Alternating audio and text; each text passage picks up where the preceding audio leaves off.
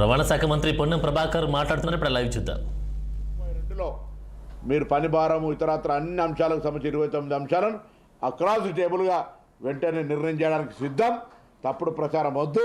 ఆ 3 అంశాలకు సంబంధించి సాంకేతికమైన అంశాలను 4 అధికారుల కమిటీ అది కూడా పరిష్కారం 4 వారాల లోపల చూపెడుతుంది అనే మాటని ఈ సందర్భంగా మనం చేస్తాం. చెప్తున్నా కదా, నేను స్వయంగా చెప్తూనే ఉన్నా కదా. ఇంకేది చంద్రశేఖరరావు గారు మాట్లాడినారు, హరీష్ రావు గారు దీని వెనుక ప్రాబల్యము టీఆర్ఎస్ పార్టీ వ్యవహారం చేస్తుంది. లేకపోతే ఇలా ఎందుకు జరుగుతోంది కార్యక్రమం? ఆర్టీసీ పరంగా మేము ఏం బెనిఫిట్స్ ఇవ్వలే. మీకు లిస్ట్ ఇస్తాను. ఇలా 2000 సంబంధించిన 13 పెండింగ్ బాండ్స్ ఇచ్చినాము. 2017 మేము వచ్చిన తర్వాత 2017లో పెండింగ్ ఉన్నటువంటి పిఆర్సీ క్లియర్ చేసినాము. 2025 పిఆర్సీ ఇవ్వాలి, 21 పిఆర్సీ ఇవ్వాలి. దానికి సంబంధించి కూడా ఆర్థికపరమైన భారం పడుతుంది. ఇప్పుడిప్పుడే కోలుకొని మూలిగే నక్క తాడిపండు పడద్దనేటువంటి ఆలోచనతో జరుగుతాను. ఎక్కడా పోదు ఒక్క రూపాయి కూడా వాళ్ళకి అందరికి లాభం జరుగుతుంది. మరి దాని తర్వాత ఈ పిఎఫ్ సిసిఎస్కు నెలకు 10 కోట్ల రూపాయల పెండింగ్ అన్ని పేమెంట్ చేస్తా ఉన్నాం.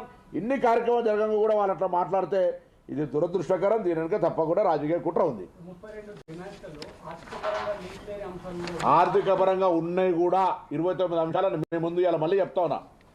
ఆర్థిక పరంగా ఉంటే కూడా ప్రభుత్వం ఆర్థిక పరంగా బరువు మోయడానికి సిద్ధంగా ఉంది. 29 అంశాలను పరిష్కారం చేస్తాము. పిఆర్సీ అనేటువంటిది దానికి సంబంధించి అది కూడా పరిష్కరించాల్సిందే. కమిటీలకు ఏదైతే ఎన్నికలకు సంబంధించి కూడా పరిష్కరించాల్సిందే. విలీనం సంబంధించి కూడా ప్రభుత్వం స్పష్టత ఇవ్వాల్సిందే. నేను వాటిని అవి కొంత జటిలము, కొంత దానికి సంబంధించిన చర్చలు మంచి చెడు గుడ్ బ్యాడ్ ఏ విధంగా అనేటువంటి అంశానికి సంబంధించి గత కమిటీ పనిచేయలే. గత కమిటీ పనిచేస్తుంది అనుకున్నాం. గత కమిటీ పనిచేయని సందర్భంలో మేముగా కొత్తగా 4 సంబంధం ఉన్నటువంటి అధికారుల ద్వారా మరి కమిటీ కార్యవర్గాన్ని వేసినాం. ఆ కమిటీ నివేదిక ఇచ్చి మీకు సమస్యను చెప్పడానికి సిద్ధంగా ఉన్నప్పుడు కూడా మీరు సమ్మెలోకి వెళ్తే పొరపాటు. మీరు 41 రోజులు ఆగినాం కదా. అరే 41 రోజులకు 4 వారాలకు మునిగిందేంది? 4 వారాలు మీతో అధికారులు సంప్రదింపులు స్టార్ట్ అయినాయి కదా. 41 రోజుల లోపలే సంప్రదింపులు జరుగుతున్నప్పుడు ప్రక్రియ కొనసాగదా? దానికి జవాబు చెప్పి వాళ్ళ ద్వారా ఒత్తిడి చేయడానికి ప్రభుత్వం మీదకు మీకు అవకాశం ఉంది కదా. 4 కూడా మంచి సానుకూల పాజిటివ్ ఆఫీసర్స్, వికాస్ రాజు గారు, దానకిషోర్ గారు, సందీప్ సుల్తానియా గారు, నాగిరెడ్డి గారు. ఒకవేళ ఆర్టీసీ ఎంపీగా వారి ఆలోచన వేరున్నా ఈ 3 అధికారులు కూడా వివిధ, ఒక ఆర్థిక మంత్రి, ఆర్థిక శాఖ అధికారి, ఒక కార్మిక శాఖ అధికారి, ఒక రవాణా శాఖ ఉన్నతాధికారి, 3 మీ సంక్షేమం గురించి ఆలోచించేటువంటి వాళ్ళే. మేము లేకపోతే సంబంధం లేని ఎవరినో నియంత్రణలాగా తీసుకొచ్చి పెట్టి మిమ్మల్ని అణచివేయాలని ఆలోచనతో లేమే. డీజీపీని పెట్టలేదు ఇలా మేము, లేదా ఇంకొక కొంతమంది హార్డ్ కోర్గా ఉండేటువంటి ఆఫీసర్స్ని దీన్ని మేనేజ్ చేయగలిగే వాళ్ళని మేము అట్లా పెడతలేం. మేము పరిష్కారం చేయాలని ఆలోచనతో ఉన్నాం. మళ్ళీ చెప్తానా, యావత్ తెలంగాణ ప్రజలకు కూడా నేను చెప్పదలుచుకున్నాను. 32 అంశాల్లో సాంకేతికమైనటువంటి ఆర్థిక పరంగా హెచ్చుగా బరువు పడేటువంటి పిఆర్సీ యూనియన్స్కు సంబంధించి, లేదా ఈరోజు విలీనం 1వ తారీఖు జీతాలు ఇస్తూ ఉన్నాం, పెండింగ్ అని చేసుకొని పోతూ ఉన్నాం.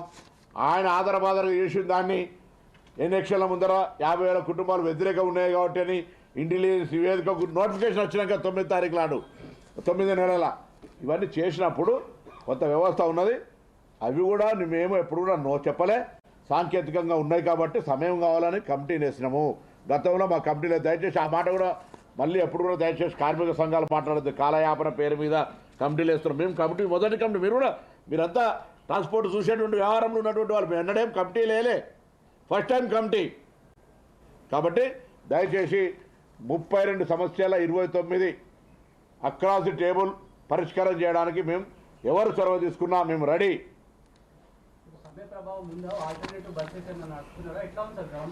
మేము నియంతృత్వంగా సమ్మెను విఫలం చేయాలని చూస్తలేము కాబట్టి సమ్మె ప్రభావం ఉంటుంది కొంత. కానీ ప్రజలు వాళ్ళ ప్రయాణం పట్ల ఇబ్బంది కలుగుతుంది కాబట్టి ఆ ప్రజల యొక్క ఇబ్బందులను తొలగించడానికి ప్రభుత్వం తన పని చేసుకొని పోవాల్సి వస్తుంది. అందుకు ప్రజలకు కూడా వాళ్ళకి ఇబ్బంది కలుగుతూ చూసే బాధ్యత ప్రభుత్వానికి ఎంత ఉందో ఆర్టీసీ ఉద్యోగులు కూడా అంతే ఉంది అనే మాటను నేను చెప్పే ప్రయత్నం చేస్తా ఉన్నా.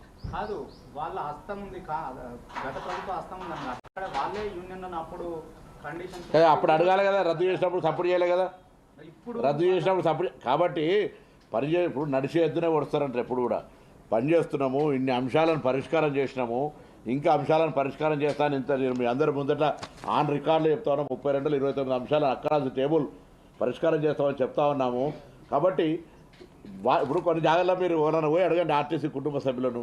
ఒక 16 గంటలు పనిచేయడం వల్ల ఒక రోజు ఆఫ్ దొరుకుతుంది వాళ్ళకు, లేదా ఓవర్ డ్యూటీ ఇస్తారు. ఇటువంటి కొన్ని సాంకేతికమైన ఆనాతిగా వచ్చేటువంటి అంశాలని మార్పు చేస్తాం. మీరు కావాలనుకుంటే మాకేం అభ్యంతరం. మేము ఒట్టే పని దోపిడీ చేయాలని ఆలోచన లేదు. పని భారం పడుతుంది, కొత్త ఉద్యోగాలు నియామకాలు చేస్తూ ఉన్నాం. అచ్చా, ఈవీ బస్సుల గురించి మాట్లాడుతున్నారు సదరు పెద్దలంతా.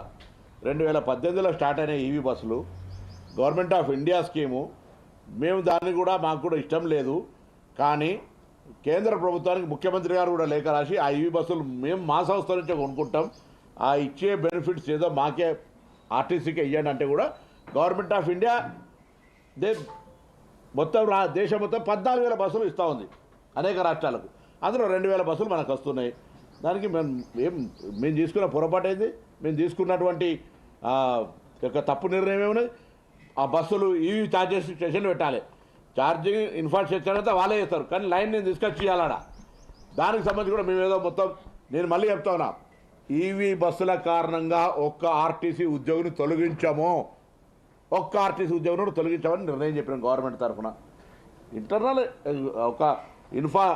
ఒక ట్రాన్స్ఫార్మింగ్ అయినప్పుడు కొంత అడ్జస్ట్మెంట్ జరుగుతాయి కావచ్చు, అంతే తప్ప మేము ఈవీ బస్సులు కొంటున్నాయని మేమేం ఈవీ బస్సులకు సంబంధించినటువంటి కొత్తగా మీ మీద పాలసీ తీసుకొచ్చినట్టు మాట్లాడుతున్నారు. సదరు ఆనాటి పార్టీకి సంబంధించినటువంటి అనుబంధం ఉన్న నాయకులే మాట్లాడాలి. అంగీలిడిసి ఎట్లయితే సాధ్యమవుతుంది? ఇది ఇలా కొత్త ఈవీ బస్సులు ఎప్పటి నుంచి నడుస్తున్నాయి? 2018